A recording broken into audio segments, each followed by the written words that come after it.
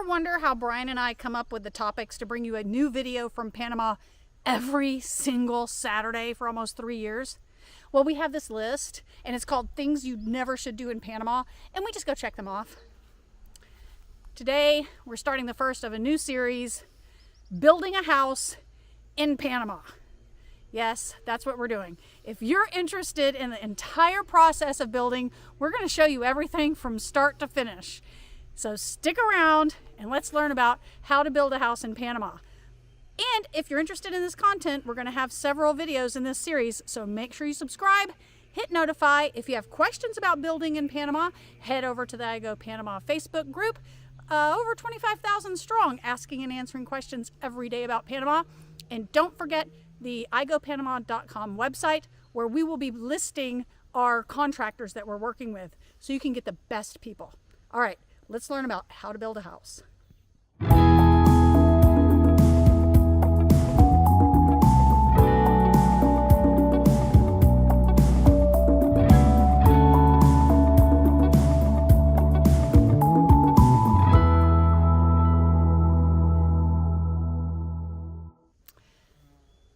We should have learned our lesson when the first thing we tried to do on this property, 9 months ago, is install a well. We hired a company to install a well. A bunch of chaos ensued. What was supposed to turn into a 3-day job turned into a 6-month nightmare, and about a $9,000 lesson that we're in the process of learning. In fact, my attorney, Maria Guerra, has all of the information, and we're going to be taking that well guy to court. If he does not pay up and do the right thing like he promised, I'll be doing a video about him so you can know who not to hire to do your well. Okay, so when all of that happened, we had to get a well, and we contacted another company who turned a 3-day job into a 3-day job. Okay, so Brian is actually going to take you through the whole process of us getting our well. He's going to show you everything that he videoed through the different steps. So, following up on what Mary explained, we had to have a second company come in and do drill another well for us. They're literally maybe 60, 80 feet apart.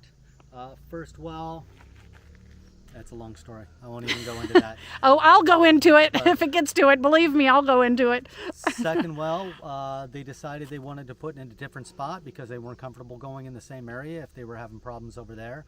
So they picked a good spot. We had to bring a road in to be able to back the rig up to our location and be able to get it out safely because of the amount of rain, and we are on a hillside.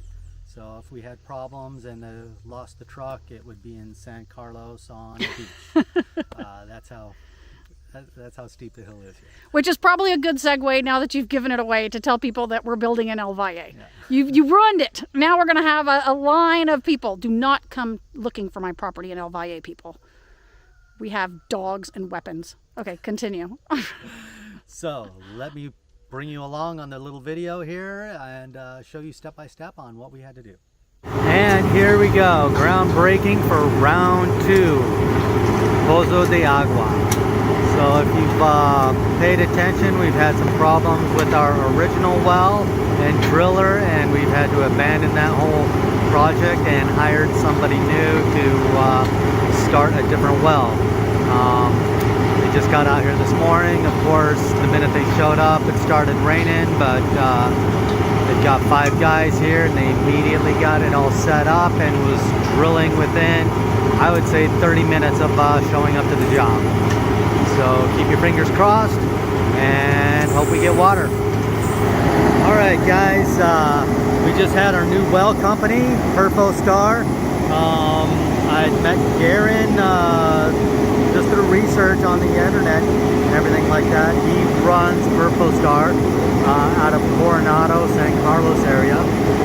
We've had troubles with our past wells, so we were able to contact him, and he said he can help us solve our problems.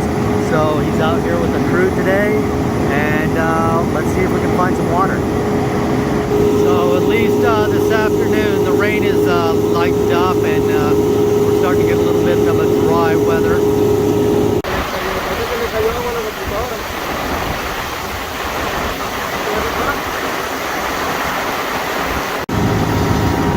Alright, so day 3, apparently this morning before I got here they had a little bit of a air compressor problem yesterday while I was down in Gorgona with my little pup getting a little procedure done at the vet, so they had to come up here this morning and fix it, but now they're down, I think they're down 200 feet right now, and they say within the next 20 feet we should be getting lots of water. Keep your fingers crossed. Alright, so it's been 8 months in the making, but Darren and his team here at Star have found water, and we're getting ready to install the pipeliner now, and we'll have everything going by the end of the week. Alright, so I just talked to the head engineer here, and he said we've got at least 5 to 6 gallons per hour coming out of it right now. He says it's cold, fresh water into good rock at the bottom. So today they're going to finish installing the PVC liners down at the bottom, and tomorrow should be the pump. So, and then we should be ready to rock and roll. Alright, here we are on the morning of day 5 of an 8-month ordeal. The drill rig was only here 4 days, in and out.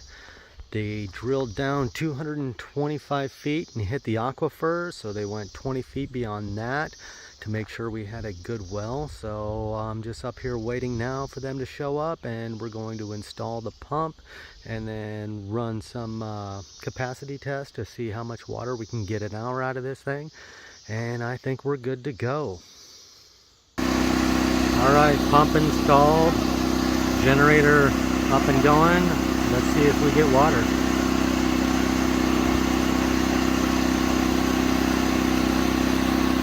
And there we go, we have water.